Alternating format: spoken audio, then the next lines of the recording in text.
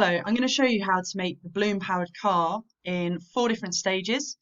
And the first thing you're going to need to do is to go to your Tinkercad assignment balloon powered car and click on this link in yellow. When you've done that, it will give you a step-by-step guide and a space for you to draw in.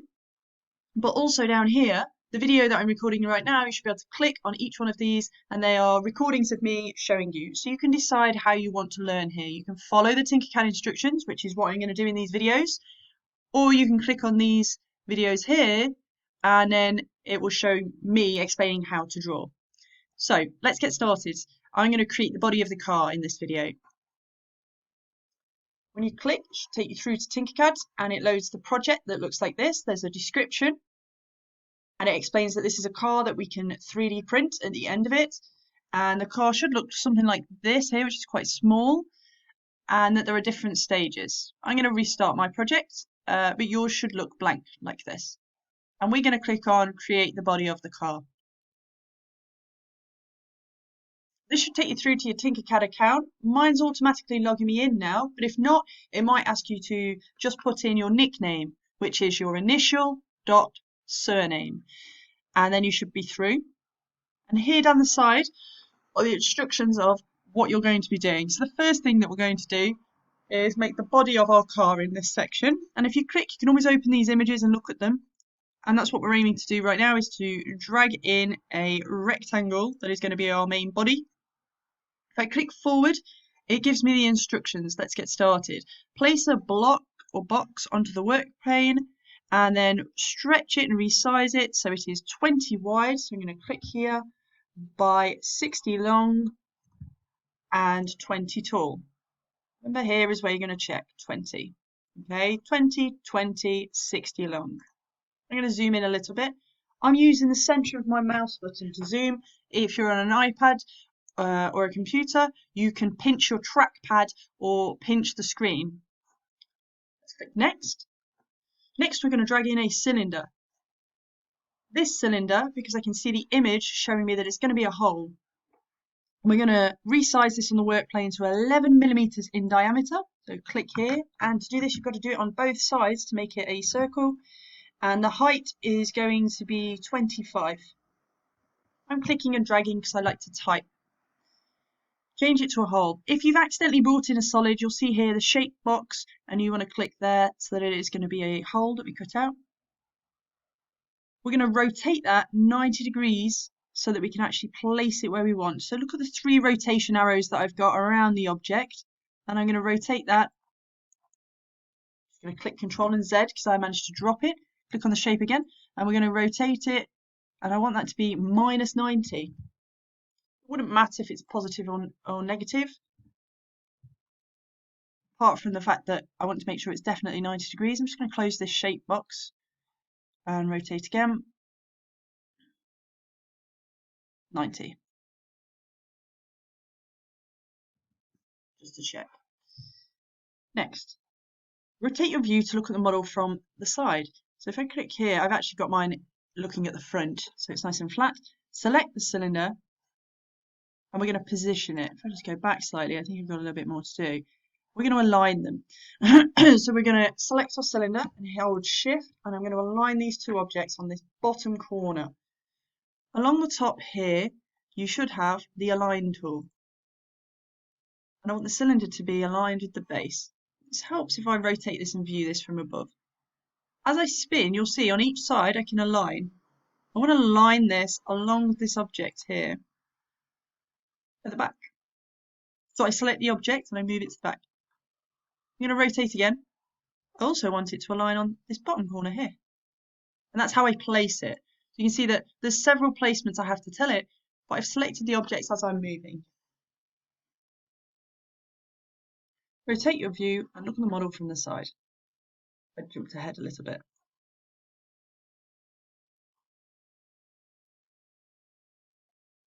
Rotate that around slightly. Flat from the front, it didn't look quite right. We're going to click the circle and we're going to move it in on the keyboard 5 times. Every time I move here, the snap grid tells me how much I will move by clicking an arrow key. So 1, 2, 3, 4, 5. And then we're going to move it up on the work plane 3 millimeters. If I push it up, it actually moves backwards. So to move it up, this tiny black arrow at the top will let me shift 1, 2, 3 millimeters from the base. Let's look at it flat from the front now. Give it a little bit of a rotate there. We are 5 in from the side and 3 up. Let's carry on to the next step.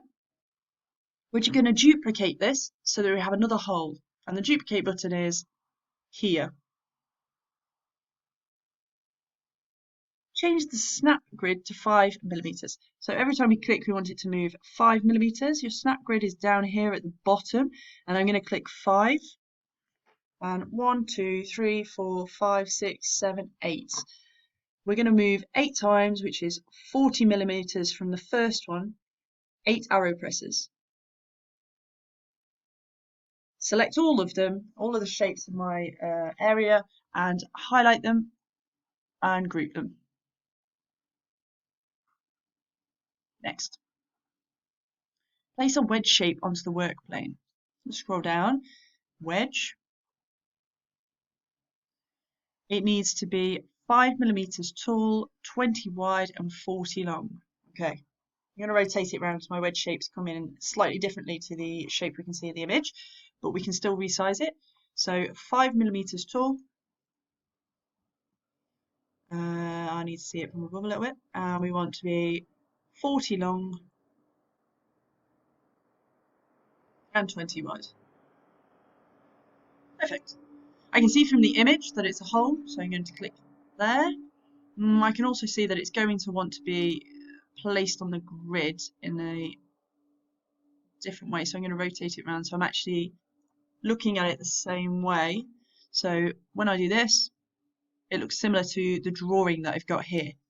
You can go awry if you just try and click ahead without reading. So I'm trying to read, but also for some reason my screen looks slightly different. So I'm just going to check. That looks much more like what I have here now. Next step. Rotate the wedge 180 so that the flat face is on the work plane. So we want this flat part here to be aligning with that flat part there, and I can see that from looking at this. So that means I'm going to rotate around this area here 180. It's a little bit harder with the mouse. I'm going to have to type it. Select the wedge and the car body to align them, and the align tool again up here.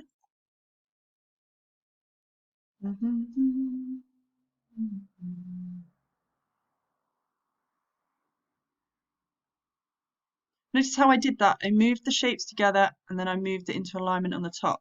Each edge is showing me where it would align. Center, bottom, and it's aligning that with the top work plane, and this is aligning across the bottom line or edge here, the bottom work plane.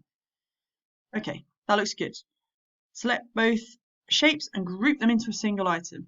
Let's just check we've got them selected, and then we want to group. Perfect. Continue. Place another wedge. Okay, this looks like a nose for the front of the car. Mine already looks the wrong way round, so I'm going to try and make that right before I get started. 90.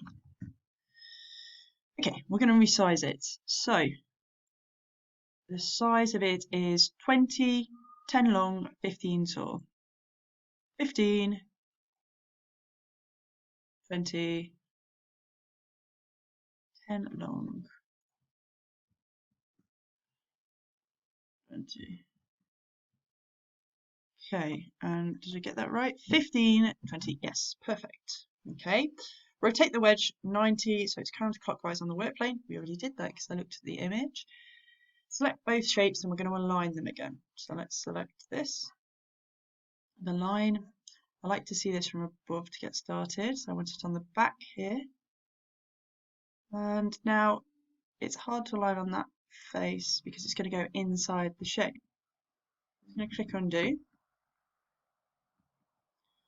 I've aligned them together, but I haven't placed both shapes. I've aligned them along the lines, so they are in alignment. Now if I click on the shape, I'm going to assume that it will want me to move that shape backwards. 5 millimeters is too big. So I've moved 5 millimeters already, and I look from the top perfectly. and they're not going to be aligned. I'm going to move this snap grid down to 1mm.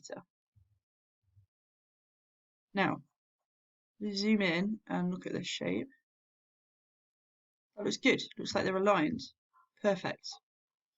Now what I'm going to do is select them all and group it.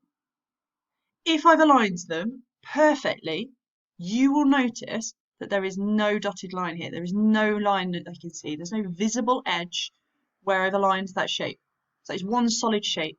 And the reason that this is important for you is that what you need to make sure is that it's a solid shape. Otherwise, when we 3D print it, there will be a tiny gap there. And 1mm in 3D printing will actually be a gap. You'll end up having to join part of your product together with glue. That's the end of the body of the car. So we're going to click done.